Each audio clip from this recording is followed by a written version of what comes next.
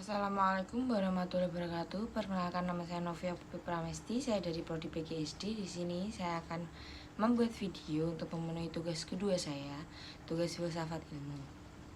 Yaitu saya akan menerangkan 4 poin.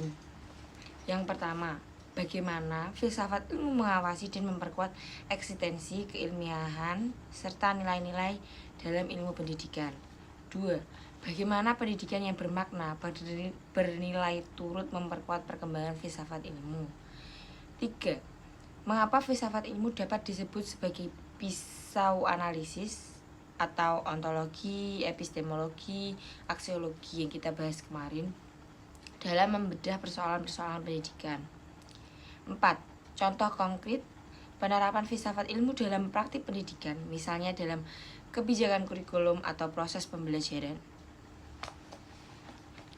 Pertama yang akan kita bahas adalah bagaimana filsafat ilmu mengawasi dan memperkuat eksistensi, keilmiahan, serta nilai-nilai dalam ilmu pendidikan.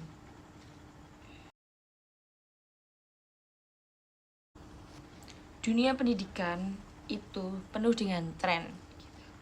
Ada orang bilang metode A paling bagus atau teori B paling hebat. Nah, filsafat ilmu datang dan bertanya, mana buktinya? Apakah ini beneran ilmiah atau cuma omong kosong? Filsafat ilmu itu mengawasi supaya ilmu pendidikan isinya nggak cuma mitos atau ikut-ikutan tren yang nggak jelas.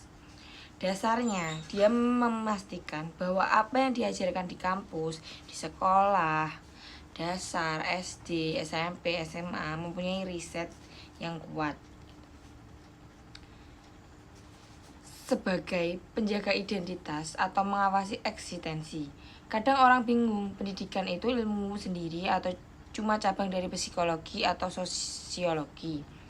Filsafat ilmu memperkuat eksistensi pendidikan dengan menegaskan pendidikan itu ilmu sendiri.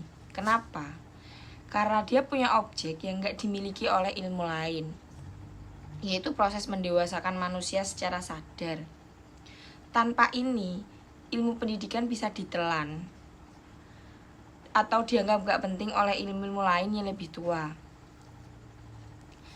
Sebagai hati nurani atau sebagai nilai-nilai dalam ilmu pendidikan. Pernah lihat sekolah yang cuma fokus bikin anak pintar tapi gak peduli karakternya? Nah, filsafat ilmu bertugas mengingatkan, pendidikan itu bukan